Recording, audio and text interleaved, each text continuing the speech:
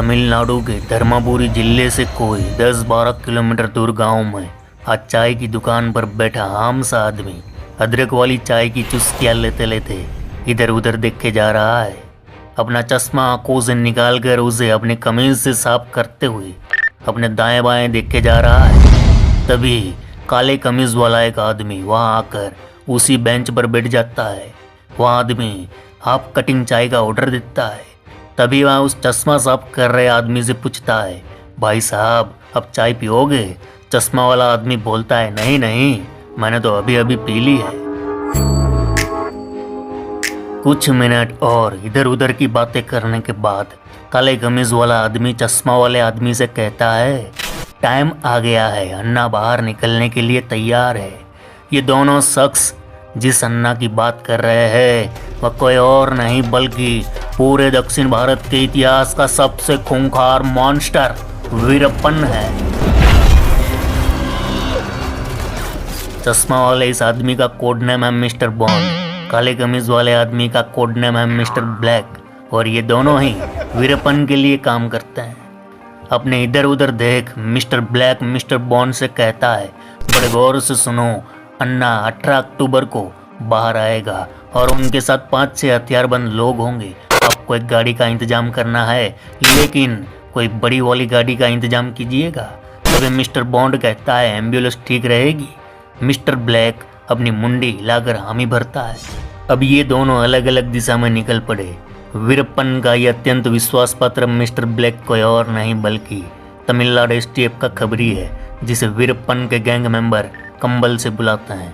और चश्मा वाला मिस्टर बॉन्ड भी तमिलनाडु एसटीएफ के अफसर मिस्टर कनन का खबरी है। तुरंत जाकर मिस्टर बॉन्ड मिस्टर कनन को अन्ना के बाहर निकलने की जानकारी दे देता है और शुरू होता है ऑपरेशन कोकून।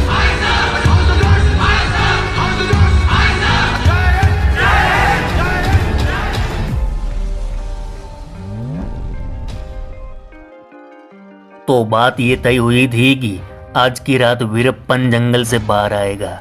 पपरा पुलिस स्टेशन के पास एसटीएफ द्वारा तैयार की गई एम्बुलेंस आकर खड़ी थी। इस एम्बुलेंस को कोकुन नाम दिया गया है और आज का ऑपरेशन भी ऑपरेशन कोकुन है। तभी रोड के सामने घनी झाड़ियों से एक बंदूकधारी आदमी आता है, बोलता है, अन्ना आगे खड़े हैं, चलो। अब करीब 4 किलोमीटर दूर जाकर एक टंकी के पास एम्बुलेंस रुक जाती है। अब वीरप्पन को जंगल से बाहर आना है। तब सबसे पहले 2 व्यक्ति आते हैं। वह थे सेठू मणि और चंद्रगौरा, जो वीरप्पन के साथी थे। एम्बुलेंस में बैठ जाते हैं। एम्बुलेंस का मुआयजा करने के बाद तीसरा व्यक्ति झाड़ियों से निकल कर आता है। वह था खुद वीरप्पन। जंगल के बीचों बीच रोड की दोनों साइड देख वीरप्पन भी गाड़ी में बैठ जाता है। अब आखिर में AK-47 से लैस और एक आदमी आता है। वह था गोविंदन। अब गाड़ी स्टार्ट हुई, धीमी रफ्तार से मौत के अखाड़े की ओर निकल पड़ी। आपके मन में भी सवाल होगा कि 36 सालों तक जो वीरप्पन जंगल से कभी बाहर नहीं आया, वह आज बाहर क्यों आया?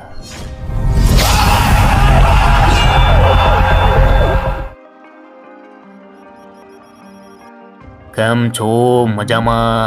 अरे मामा, पूरे दक्षिण भारत को 36 सालों तक जिसने पसीने छुड़ाए, 3 स्टेट के जंगल में जो मगरमच्छ की तरह जिया, जिसे पकड़ने के लिए सरकार ने करीब 100 करोड़ खर्च कर दिए, वो वीरप्पन, जिसके ऊपर करीब 184 हत्याओं का आरोप था, जिसमें आधे से ज़्यादा तो पुलिस वाले, वन रक्षक अधिकारी और एसटीएफ के जवान थे। कई ऐसे गाँव है जहाँ आधे से ज़्यादा घर तबाह कर दिए। कुछ आंकड़े तो ऐसे भी है जहाँ बताया गया उसने 2000 से ज़्यादा हाथियों को मारा था। सरकारी आंकड़े 500 तक बताते हैं। और उसने 3 दशक में करीब 10,000 टन चंदन के पेड़ काट कर बेच डाले, यानी तमिलनाडु और कर्नाटक के जंगल में चंदन का नामो निशान मिटा डाला। हजारों करोड़ का माल जाता है यहाँ से विदेशों में। सोना है ये सोना। शायद वीरप्पन पूरे भारतवर्ष का अब तक का सबसे अमीर डकैत था। आज भी कुछ लोग इस जंगल में वीरप्पन के खजाने की खोज कर रहे हैं कि कहीं उसका खजाना हाथ लग जाए। वीरप्पन सरकारी अफसरों से इतनी नफरत करता था कि उनके सिर काटकर उनसे फुटबॉल खेलता। उसके मरने की दुआ तो न जाने कितने लोग कर रहे थे। तब ऊपर वाले ने भी बड़ी शिद्दत से उस बेबस लाचार लोगों की दुआएं कबूल ली। जून 2001 करीब 11 बज रहे थे। अचानक वरिष्ठ आईपीएस अधिकारी विजय कुमार के फोन की घंटी बजी। स्क्रीन पर फ्लैश हुआ अम्मा। उन्होंने जयललिता के फ़ोन नंबर को अम्मा के नाम से फीड कर रखा था। जयललिता उस वक्त तमिलनाडु की सीएम थी। बिना कोई समय गंवाते हुए मुद्दे पर आ गई और बोली, हम आपको तमिलनाडु स्पेशल टास्क फोर्स का प्रमुख बना रहे हैं। इस चंदन तस्कर की समस्या कुछ ज़्यादा ही सिर उठा रही है। आपको आपके आदेश कल तक मिल जाएंगे। एसटीएफ का प्रमुख बनते विजय कुमार ने वीरप्पन के बारे में खुफिया जानकारी जमा करनी शुरू कर दी। पता चला कि वीरप्पन की आंख में तकलीफ है। अपनी मूंछों में खिजाब लगाते समय उसकी कुछ बूंदें छिटकर वीरप्पन की आंख में जा गिरी थी। ये बात एसटीएफ को कैसे पता चली? तो वीरप्पन को बाहरी दुनिया को ऑडियो और वीडियो टेप्स भेजने का शौक था। एक बार ऐसे ही एक वीडियो में विजय कुमार ने भाप लिया कि इस काके को एक कागज पढ़ने में दिक्कत हो रही है। फिर क्या कवायद शुरू हुई जंगल के इस मगरमच्छ को जंगल से बाहर निकालने की। सटीक प्लान के बाद वीरप्पन के लिए जाल बिछाया गया कि उसको अपनी आंखों का इलाज कराने के लिए जंगल से बाहर आने के लिए मजबूर किया जाए। और फिर मिस्टर ब्लैक और मिस्टर बॉन्ड ने यह काम बखूबी कर दिखाया। तो मामा एसपी कनन का खबरी मिस्टर बॉन्ड सारी जानकारी उन्हें बता देता है। एसटीएफ के चीफ कमिश्नर विजय कुमार की तैयारी हो चुकी थी। वीरप्पन की एम्बुलेंस इसी सड़क से गुजरने वाली थी। उनको पता था यदि मिस्टर बॉन्ड की इन्फॉर्मेशन सटीक है तो वीरप्पन की एम्बुलेंस 18 अक्टूबर की रात इसी स्कूल के पास से गुजरेगी ही गुजरेगी। 18 अक्टूबर 2004 एरिया था तमिलनाडु के धर्मापुरी जिले का पडी गांव। आज की रात मानो काली चादर ओढ़ी हुई थी। अमावस गुजरे अभी 4 दिन ही तो हुए हैं। घोर अंधेरे की आगोश में गन्ने से भरा एक ट्रक इसी गांव से थोड़ी दूरी पर सड़क किनारे एक स्कूल के पास खड़ा हो जाता है। इसके पीछे पीछे एक लॉरी भी आ जाती है और सड़क की दूसरी तरफ आकर रुक जाती है। कुछ ही देर बाद 6 काले और हरे रंग के कपड़े वाले हथियारबंद जवान आते हैं और अपनी AK-47 राइफल की नलिया सड़क के ऊपर साधते हुए स्कूल की छत पर अपनी पोजीशन ले लेते हैं। गन्नों से भरे इस ट्रक का काम वीरप्पन की गाड़ी को रोकना था।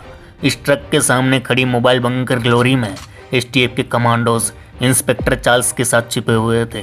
डीएसपी टीरू के नेतृत्व में एसटीएफ की और एक वैन स्कूल से 3 किलोमीटर दूर अपने किरदार को निभाने तैयार थी। वैन में छिपे एसटीएफ के जवानों का काम एम्बुलेंस के गुजरते ही उसका पीछा करना और पीछे आ रही दूसरी गाड़ियों को एम्बुलेंस से दूर रखना था ताकि कोई सिविलियंस मारा न जाए। उधर पप्परपट्टी थाने के पास बने एक ढाबे पर चाय के साथ समोसा खा रहे लोगों के लिए आज की रात नॉर्मल थी।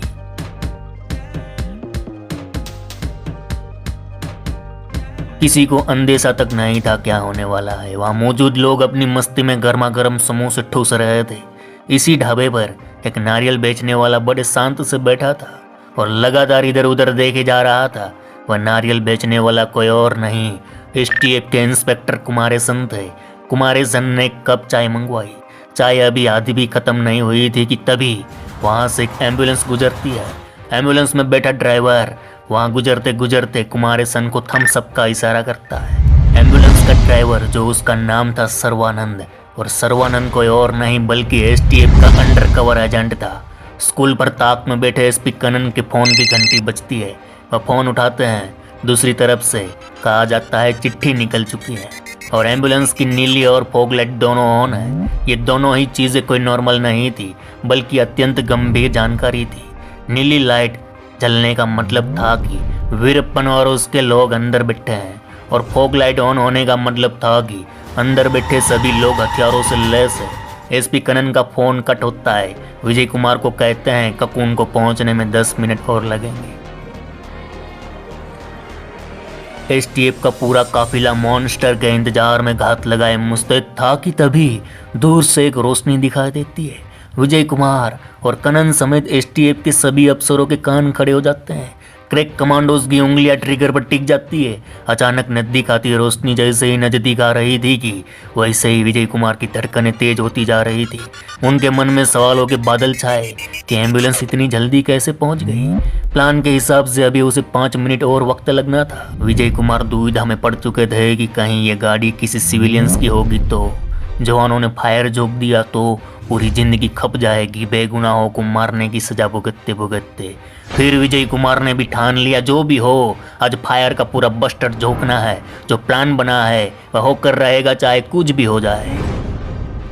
लेकिन तभी वह रोशनी स्कूल से नजदीक पहुंच गई। रे मामा, ये तो एक मोटरसाइकिल निकली जिस पर मियाँ बीबी जोर जोर से झगड़ते हुए वहां से निकल गए। विजय कुमार माथा पकड़ लेते हैं, एसपी कनन भी माथा पकड़ लेते हैं। अरे भाई जल्दी जाओ यार, कह भी नहीं सकते यहाँ क्या होने वाला है रे। इस तरह विजय कुमार की धड़कनें शांत तो हुई, लेकिन फिर से धड़कनें तेज हो गई। कनन विजय कुमार की तरफ भागना शुरू कर देते हैं। उनको ऐसे भागता देख विजय कुमार समझ गए कि कनन ने एम्बुलेंस को देख लिया है। विजय कुमार अपनी नजरें रोड की तरफ करते हैं, देखते हैं एम्बुलेंस की नीली लाइट उनकी ओर बढ़ती जा रही है। पूरा मौसम शांत हो जाता है, राइफलें लोड होने लगती है, निगाहें सटीक होने लगती है, आंखों से इशारे होने लगते हैं। रात भी आज कुछ देर थमने को तैयार हो जाती है। जैसे ही एम्बुलेंस को चला रहे सर्वानंद की नज़र रोड को ब्लॉक कर रही लॉरी के पास पड़ती है तो वह अपनी पूरी ताकत के साथ ब्रेक दबा देते हैं। ब्रेक लगता है, टायर मानो गरजने लगते हैं। पीछे बैठे डकैतों का पूरा झुंड आज पहली बार झटका खाकर एक दूसरे से टकराने लगते हैं और एम्बुलेंस स्कूल के ठीक सामने आकर रुक जाती है। इधर एम्बुलेंस रुकती है, उधर AK-47 पर उंगलियां ताने STF के जवानों की रगों में लहू की जगह अंगारे दौड़ने लगते हैं, निगाहों से आग बरसने लगती है। ककून के रुकते ही सर्वानंद दरवाजा खोल यूं भागे मानो हुसैन बोल्ट बन चुके थे और एक पेड़ को ढाल बनाकर छिप गए। सर्वानंद के साथ और एक अंडरकवर एजेंट एम्बुलेंस में आकर बैठा था, वह भी भाग जाता है। इधर मिस्टर कनन एक लाउड स्पीकर उठाते हैं और अनाउंस करते हैं, तुम चारों तरफ से घिर चुके हो, सरेंडर कर दो। इतना बोलते ही एक बुलेट्स एम्बुलेंस का शीशा चीरती हुई स्कूल की दीवार से जा टकराई। ये संदेश था वीरप्पन का, मैं झुकेगा नहीं साला। विजय कुमार के चेहरे का हाव भाव तेज हो गया, आंखें मोटी मोटी हो गई, होठ फूलने लगे और उनके मुंह से निकला